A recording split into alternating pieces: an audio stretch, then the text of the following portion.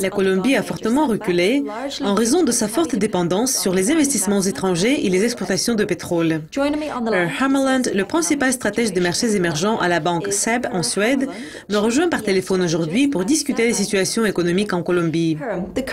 Actuellement, le déficit du compte courant s'établit au niveau de 5,8% du PIB. Et certains analystes prévoient que 2015 va finir avec un déficit de près de 5%. Quelles sont vos prévisions pour la croissance économique en Colombie cette année?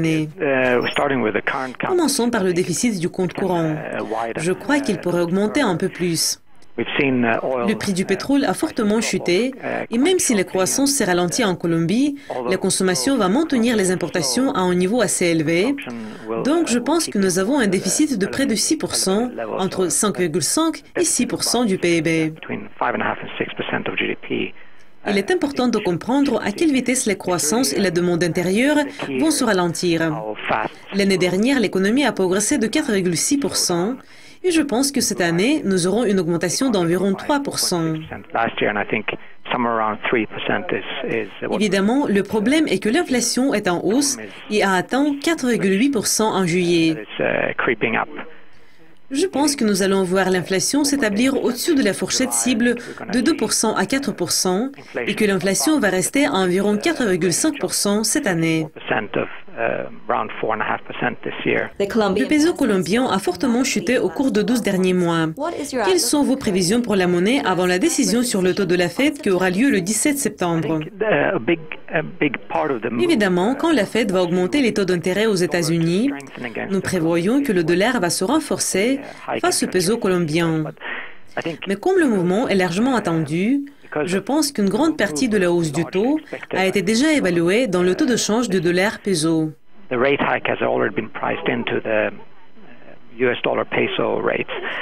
ce qui va stimuler le peso avant la hausse du taux des États-Unis en septembre, ce sera le prix du pétrole.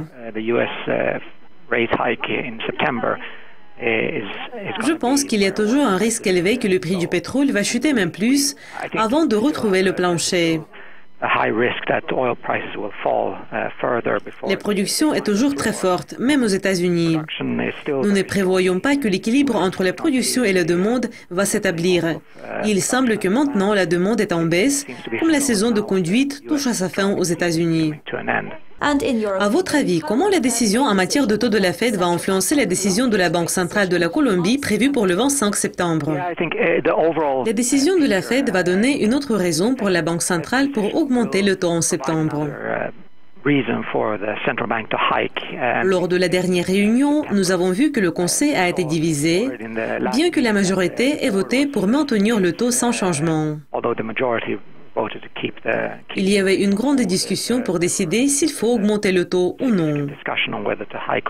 Ils ont dit qu'ils étaient convaincus que les effets de l'inflation sont transitoires. Mais je pense que cela va changer parce que le pétrole restera faible et pourrait même reculer. Je crois que les effets sur l'inflation seront à plus long terme et que cela va forcer le comité de politique monétaire à agir en septembre. Donc, avec la hausse du taux aux États-Unis, nous allons voir également la hausse du taux en Colombie en septembre. Le taux de chômage recule depuis avril de cette année. Il s'est établi à 8,2% en juin. Toutefois, on prévoit qu'il va augmenter à 8,4% en juillet. Quel est votre point de vue sur la situation de l'emploi au cours de 6 prochains mois? Je suis d'accord avec le consensus général. Je pense que le chômage va commencer à augmenter vers le niveau de 9% en 2015. Cela est lié aux perspectives faibles pour les ventes au détail et le secteur des services semble être touché par la faiblesse économique générale. Donc, je pense que cela va obliger la Banque centrale à agir parce que l'économie se ralentit et le chômage est en hausse. Par contre, l'inflation augmente également et les perspectives pour la Colombie sont assez positives. À votre avis, que le gouvernement devrait-il faire à court et à long terme pour soutenir l'économie?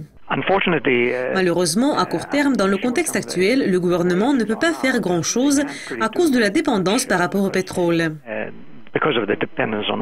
Je crois que pour rassurer les marchés et pour mettre un plafond sur le peso colombien, il devrait encourager la Banque centrale à augmenter le taux en septembre pour stabiliser le peso, car il est très faible.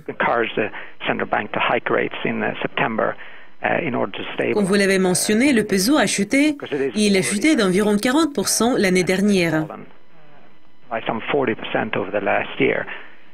Cela devrait fournir suffisamment de compétitivité des exportations dans d'autres secteurs. Donc, je pense qu'il est temps pour le gouvernement d'agir pour stabiliser les marchés et les attentes pour l'année prochaine. Merci de votre participation et d'avoir partagé vos points de vue. C'est tout pour le moment. Au revoir.